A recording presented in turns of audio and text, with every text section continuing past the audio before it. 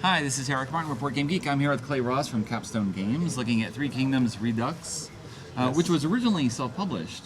Correct. By the designers. Yes. Under the brand Starting Player. Now you're bringing the game to the U.S. Correct. Yeah, it was available in I think 2014 is when it originally came out. Yes. But, somewhat involved game, which is very specific in that it is 3 players only. yes, it is. It's historically accurate. Kingdoms. Exactly. Yes. Yeah. So there's 3 power blocks in the historic Three Kingdoms period, and you're going to play one of those power blocks. Okay. And it's a pretty intense game. There's a lot of battling that goes on, but there's also it's a game of balance. You have to battle, but you also have to focus on your core economy of your own nation per se. Okay. I don't know if you can give an overview here of the setup or the time frame of what we're talking about and what's going on. Yeah, so this game is extremely thematic. From the generals that you have, their names are very it's the actual generals from back then, but you'll pick a side and you play on that side of the table, and everybody has their own unique deck of generals, and you can think of generals as workers. After all, this is They would probably not think of themselves that way. No, they don't want to be called that. But you are in charge of the generals, so. Yes, you are the final say on what they do. So, Okay. Yeah. But there's a bunch of different bidding or action spaces here as worker placement at its heart, which each general has each card has their own token, so you can't really place a card out there, you have to use a token. Right. So if I wanted to send my guy here to recruit armies, you'll do one per turn, and then you just go around the table. Each action has a certain stat associated with it. For example, recruit armies requires a combat strength. This general particularly has a combat strength of 1. So if, Eric, you came in later with somebody from your Wei clan and the strength was higher, then you would be taking this action at the end of the round. Okay. You can't withdraw your guys either. So Right. It's a bidding war that happens. It's very, very intense because you're limited to the amount of work or generals that you have.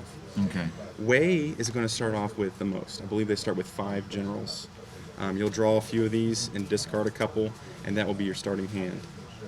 Wu's in the middle. Shu has like 3 generals in the beginning, very weak. So it's tough to play the Shu, but they also have a lot of resources, more resources than anybody. They have more of these building cards here. These are special benefit buildings that you can build throughout the game, particular to you. So they're more economically sound than the Wei Empire. Okay. So let's just break down into some of these generals real quick. The art on this is absolutely beautiful. Okay.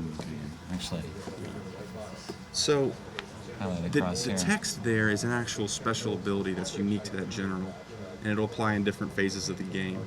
So there's 69 generals in this game. Everyone has a unique ability, which is awesome. Then they have their different stats up on the right or upper left corner for bidding and for controlling armies, and they each have an army specialty type.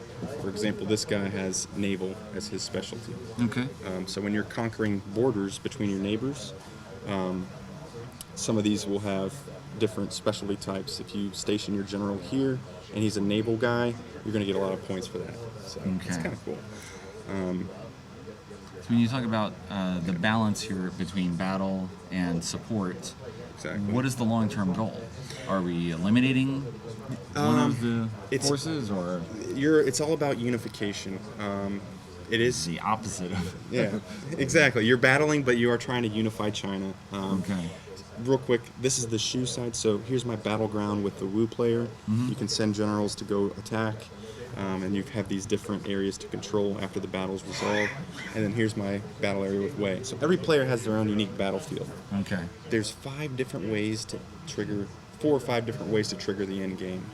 This is the round track. If it goes to round 12, that's it. Game's over. Then we do final scoring, which doesn't really happen often.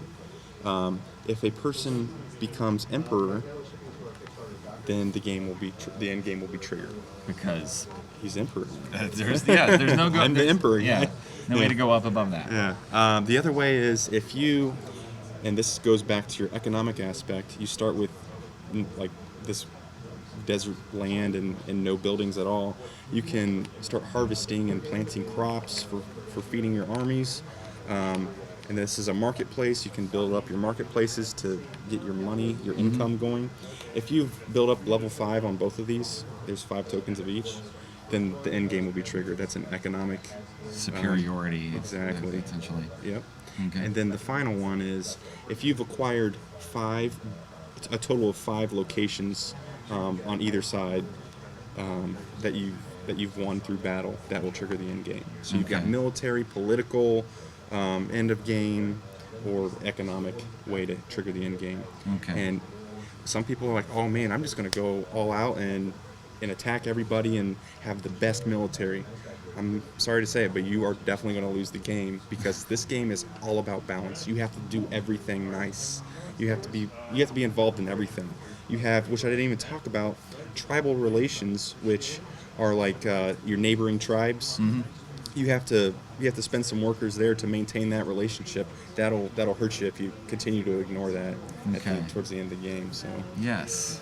Other diplomatic efforts as well. You cannot focus everything on outside, but yeah, I mean, this is also like internal support. Exactly. In terms of building up. and if the relationships stronger with the support people. you have, there's some benefits that you can use on your turn, and you get points also at the end of the game for it. Right. You mentioned that, yes, this is a 3-player only game. Now, one of the things with any 3-player only game is 2 people will always attack 1 person, right? I mean, that's just the nature of the beast. Right. Every single round, this track here is updated. Whoever has won the most bids in the previous round will be number 1, and then the second player will be, and so on. Okay. Right. The second and third place person will be in an alliance, and there's a special tile I left over there, but let's pretend this is the alliance tile. Right. You work with these 2 players work together to select one of these actions on this board. That now, okay, if I want to train armies, or if the person in first wants to train armies, they have to outbid both the second and third place player at that spot. Okay. So you can really attack that first place player with this alliance token, and that has changed every single round. So Right. it's an evolving. With the players themselves also possibly changing. Yeah, in the With shifting beginning, alliance of Wei is across going the to be group. first, Right. and then second and third will be Wu and Shu. So they'll be in the alliance. They'll choose a space, and their bids are cumulative. This is the only space that both Wu and Shu can take part in. Right. But in order for Wei to win that alliance token space, he has to invest a lot of his generals there if he wants to do that. So Right. that is so cool when every single round it changes, and you think you're in the alliance, then you're out the next round, and there's a lot going on here. So Yeah. Okay. All right. Well, thanks very much for the overview. yeah, There's absolutely. lots going on. Yeah, it's in terms of very doing this. nice. Well, again, that's sort of, as you're drawing from history, there's also a lot to work with. Yeah, exactly. It's a beautiful game. It tells a great story, and it's it can be cutthroat at times. It's really nice. Okay. All right. There we go. Overview of 3 Kingdoms Redux. Thank you.